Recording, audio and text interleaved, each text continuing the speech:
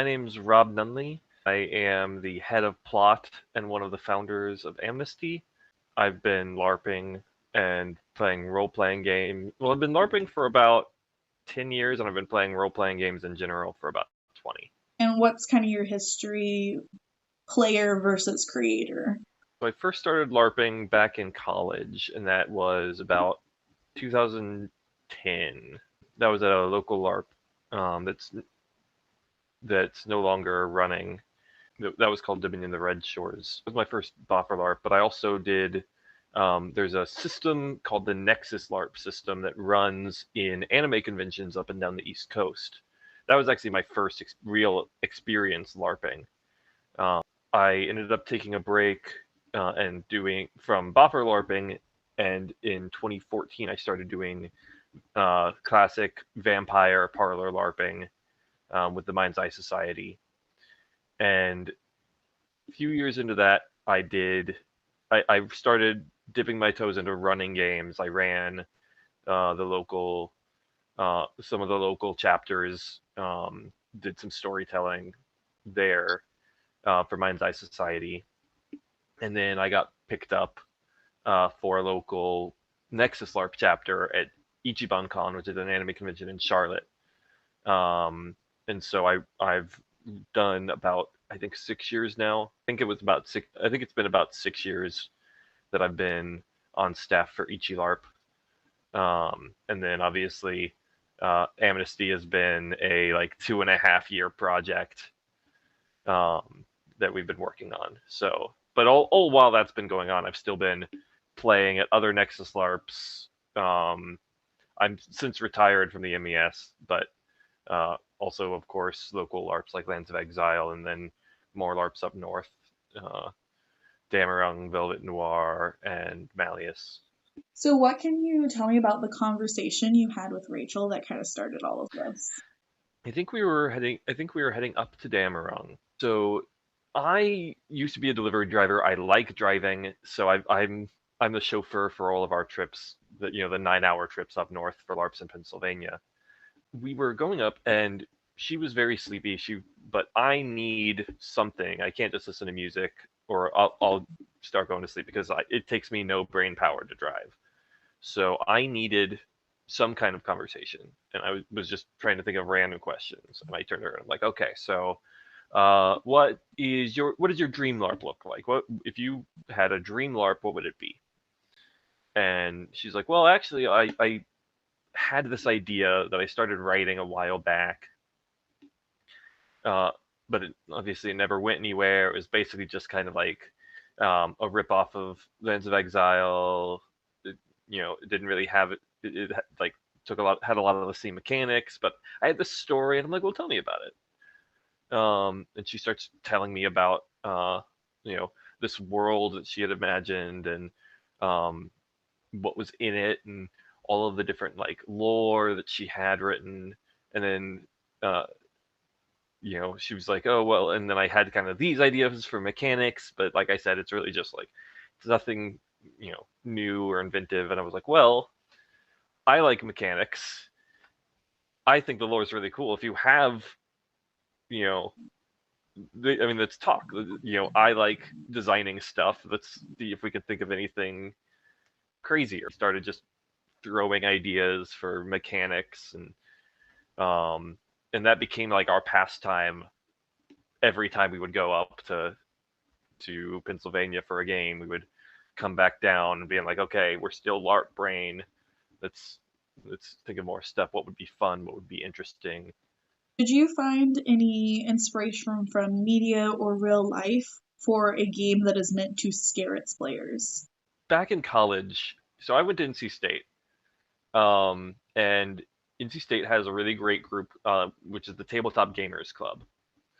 I met a lot of fellow nerds there. A lot of the people I met there are people I'm still gaming with and playing with today. And we were really big on World of Darkness, and it's ostensibly a horror game. You get deep enough, and people will always make hero stories out of anything, but it's meant to be a horror game. I scare very easily in real life. I've never been a horror movie person because I can't really handle jump scares super well.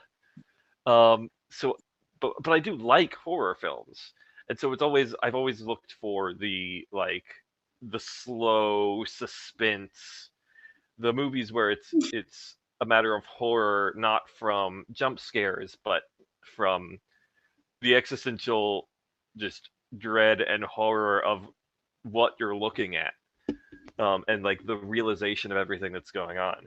And that's really the essence of Southern Gothic literature. The idea of making a game that was Southern Gothic in nature, that was all Rachel, because she takes so much inspiration from Southern Gothic literature.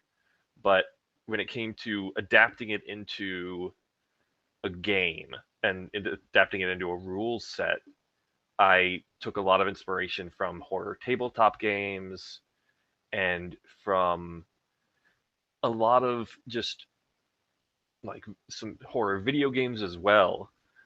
Things like Amnesia: The Dark Descent. There's a saying in some tabletop circles, which is if you make a character sheet for something, expect the players to kill it. Like if it has a sheet, it can die. And so like that's something that you have to balance when you're running a game that's meant to scare its players, because like if you have clear mechanics for how to kill something, someone's going to figure out how to kill it, and that's not very scary. But when you don't know what those mechanics are, you don't know how something interacts with the world, with the game around it, that's scary. Like in terms of fear and dread, we wanted a couple things. Is the big thing is we wanted it to be a very lethal game. We wanted the threat of death as a character to be very real. However, it's also not necessarily super fun when a character dies. Dying in a lot of LARPs isn't fun. We wanted to make death fun, and that's where we got, the other scenes and that sort of as a goal. That filled that niche. Second part is something that we made very clear in like the rule book and in rules discussions is mechanically players use the rule book. Monsters don't. The idea of, following the rules is only a thing that human characters have to deal with. So there's a lot of monsters that like you don't know necessarily what they're going to call or what they're capable of. Because as far as monsters are concerned and the things that come out at night, the stuff in the rulebook is more a set of guidelines than anything else. Okay, so I spoke to Rachel a bit about it, but what did you have to consider in the balance between functionality and immersion while making a high immersion game that employs toy guns? I mean, obviously, we eventually arrived at Nerf, but we went through a lot of like, okay, how do we do this? How do we have Southern Gothic, late 1800s? What's the best way to do this? A lot of the LARPers and the people that put on LARPs up in Pennsylvania, because we went to Velvet Noir, and that was our first experience with a very heavily story-driven LARP that used cap guns. The rule set for there, because it wasn't a combat LARP, it was a LARP meant to be storytelling, but it had combat. It was set in the 1920s, and the way combat worked is if I pointed at you and pulled my cap gun and it fired, then you were hit, and you got hit with a bullet. I didn't actually have to hit you because cap guns obviously don't fire anything, but they make the bang and the noise, and it's very clear and dramatic. So we considered if that was something we wanted to try with. Obviously, there's a lot of parks that don't allow that sort of thing. Then we also, Malleus also up in Pennsylvania, uses band guns, which fire a rubber band, which is very clear when you get hit by it. You know when it's going off because it also shoots off a firecracker. We that we looked at those three primary options and like, okay, what's our realism versus combat versus not getting kicked out of campsites. We had to kind of do pros and cons for all of those, and we eventually settled on Nerf. Obviously, it's the least realistic of all of those things, but it's also the most accessible. Anyone who wants to try out LARPing for the first time can pick up a hammer shot, slap some paint on it, and it's not going to be perfect. It's not going to be great, but it still works. Rachel mentioned like the sound with the cat guns could potentially be a trigger for some people, and I know perhaps like the rubber bands. I would personally be worried about people who don't want to be hit with something like that because rubber bands hurt, and also the chance of a misfire if someone aims wrong and it hits you in the wrong part of the body. So I think also Nerf is not only the most accessible but probably the safest choice y'all could have made. Absolutely, not just safety for the average person, but safety for anyone, because like we want anyone to be able to LARP. We want anyone to be able to come to Amnesty and LARP there and have a great time. We talked to Rachel some about that because as a disabled LARPer, I found it really accessible, and we even talked about like when I went out as the Banshee, someone quickly recognized that there were some people that weren't going to be a fan of that noise, and they kind of grouped off on their own. I'm sure I don't need to repeat what Rachel said, but I'm sure she talked about how that was kind of the entire impetus behind the homesteader archetype. That was a big goal of ours, is we wanted people with disabilities, because we've seen a lot of people with physical disabilities at LARP unable to play. Either the biggest difficulty would be that the game was constantly moving locations. From missions that people were going on in mods, or just like when people were hanging out, they'd be like, oh, there's only like 3 people here, let's go to the other side of town. And it's like, okay, well, clearly you're leaving the person who's in a wheelchair behind. And so like we were like, how can we fix this problem? How can we make this more accessible? The answer is, instead of making them follow the LARP, you make the LARP follow them. Give them the opportunity to make a space that they can do the rest of the entire game from. Mm-hmm. And you can move around if you want to, but only as much as you want to. But mechanically, from a rules and from a game theory standpoint, encourages other people to come to you rather than forcing you to go to other people if you want to play the game. I also definitely noticed that y'all had multiple options in participating. So while for the purpose of the video, there's the hill with the tunnels underneath through the hill, and there was a ladder down. Going inside of those tunnels was personally not possible for me, but there were still I never felt excluded when something was going on at the tunnels. There were always people making a big deal outside of it. There were things to interact around it, or there was always something else for me to be doing. I've definitely experienced a lot of times when you get kind of the, well, we don't know how to help you. And I never even felt like I needed to ask help, so that was nice. How does one go about creating and testing a rules system, either for LARP in general or this game specifically? As far as my answer is, it's a lot of reading and a lot of like internal brain exercises. Because this is my first time making like a LARP rule set from scratch. Although I hesitate to say from scratch, because like any game, any story, anything, we took a lot of the bits and pieces of LARPs that we knew and loved, and kind of made our own little amalgamation. The best advice that a lot of people give to writers is to read. And so the best advice I would give to someone who wants to make a game system is to play a lot of game systems, because you get ideas, you realize like, okay, what's the benefit of a location-based hit system versus a hit point-based system? What are the benefits of a mana-based versus a timeline-based ability system, um, or use-based. You get to experience a lot of different systems, and you learn and experience the pros and cons of each of them. So I took a lot of things I knew, things I loved. Talked with Rachel. We put our heads together and we found kind of an idea of what worked. From there, it's game theory and it's testing. I'm a huge believer in game theory from a philosophical standpoint. Players will act the way you reward them for acting.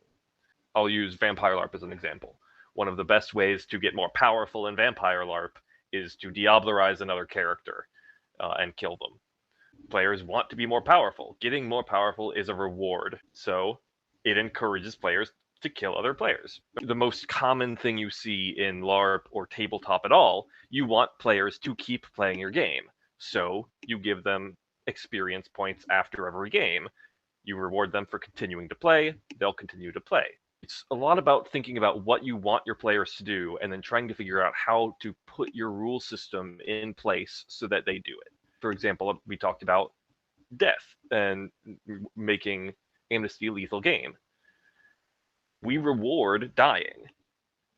You get roleplay, you get drama, and at least for the ideal group of players that we want at Amnesty, that's a reward.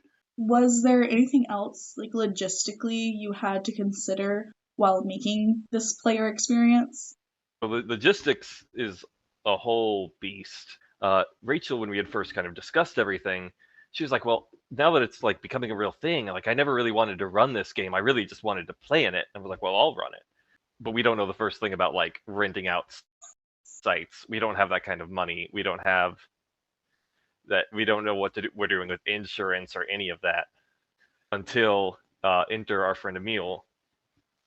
It was the day after Rachel's birthday party, and everyone that was there and had crashed and spent the night was hungover as crap.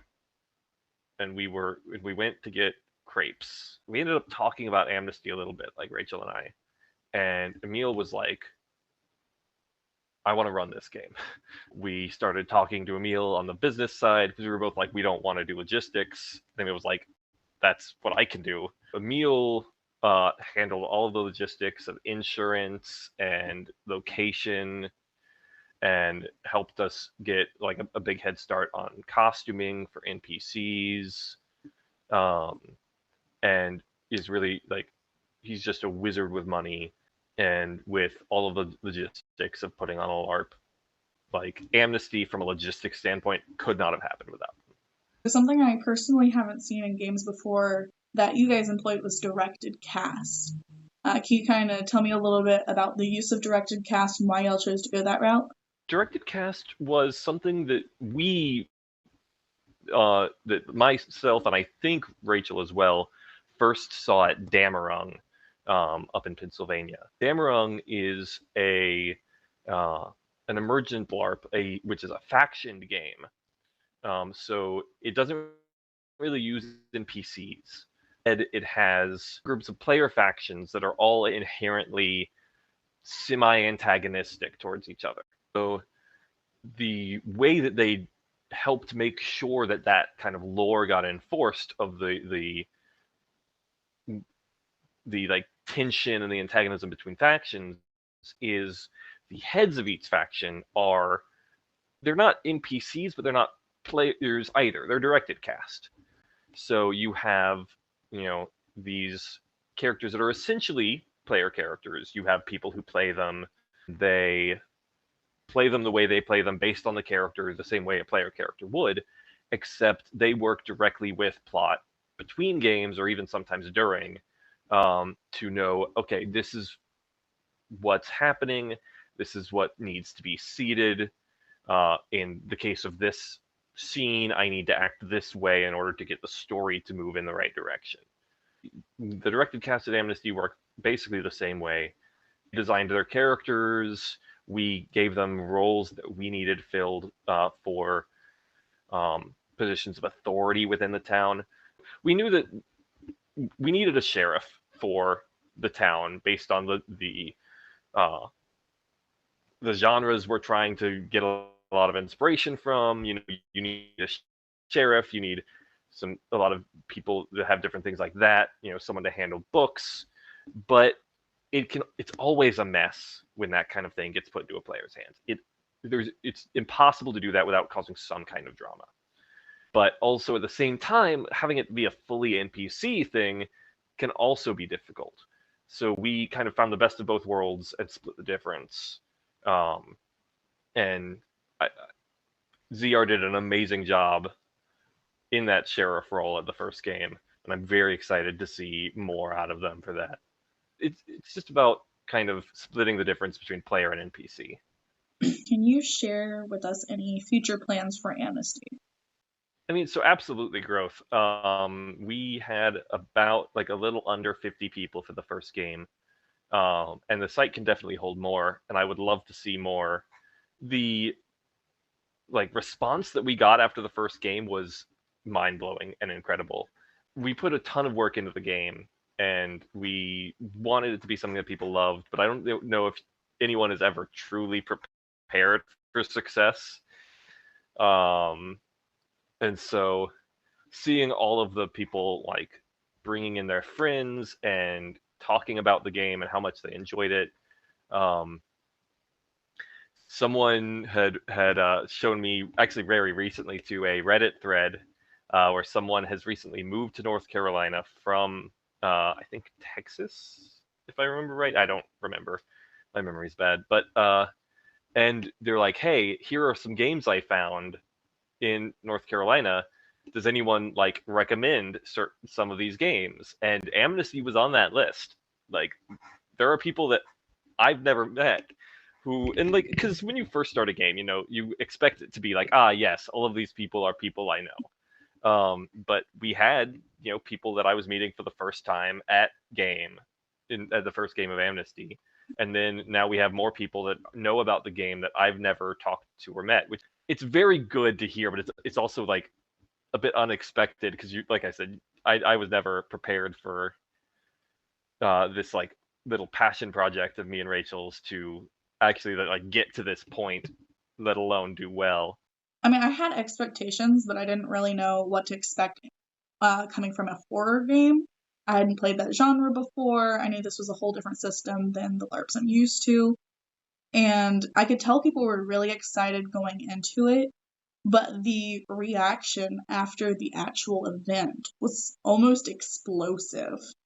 Like, and the entire way home, I was in the car with 3 other people and we could not shut up because there was so much to talk about and I was completely blown out of the water on, like, I don't know where my expectations were before, but I was like, holy carp, I have to come back. I'm so glad. That makes me so happy. So yeah, so as far as like future plans, we definitely want to welcome more and more people, whether they're experienced LARPers, new LARPers. We want to be a place where people can come and experience something new that they haven't tried LARPing before, or you know, maybe you weren't sure if LARP was for you, but you see, hey, well, they have Nerf blasters and everything's spooky. You know, maybe that's more up your alley. We're doing everything we can to up our budget. We already had like plans in the works. For big costumes, bigger monsters. Um, we had the resource stations, but we only had, you know, that really Katrina Cattell made a very amazing stump for the herbs. And that's the only one we had for the first game. We're hoping to have more like really immersive, in-depth resource stations for that mechanic. And then once we have those, you know, we've got a few people, Katrina included, because she does wonderful work making monsters and more really amazing costumes and very spooky effects and things that we want to really bring out. Because it's difficult to make a what you see is what you get horror game. But I think you have to. A lot of like classic American LARPs has the what do I see kind of just descriptions, but it's impossible, I think, to really get that player visceral horror that you get. You can fake that, but only so much. Yeah, there were And definitely so really times sitting there, where I could feel certain times where I wouldn't even know if I'd call it bleed. Like I completely broke character because I was afraid. I think whenever we had the butcher running around the first night, I mhm. stumbled and tripped in the sand and I screamed. And it was me screaming, not my character. And I I don't think I I hope could that it have. wasn't like a bad thing. I hope that was No, no, like I not loved okay. it. I never felt Okay, unsafe. It was just like, it freaked me out because I was like, there is something Naruto running at me. And I just tripped in its path. So, no, it definitely wasn't too much, or I would have like found a way to excuse myself. But for okay, me personally, I don't think that I would have had that same kind of like visceral reaction if it was just what do I see and he described himself. yeah, For context, I believe it was a man pig with a cleaver running at us. Correct? yeah.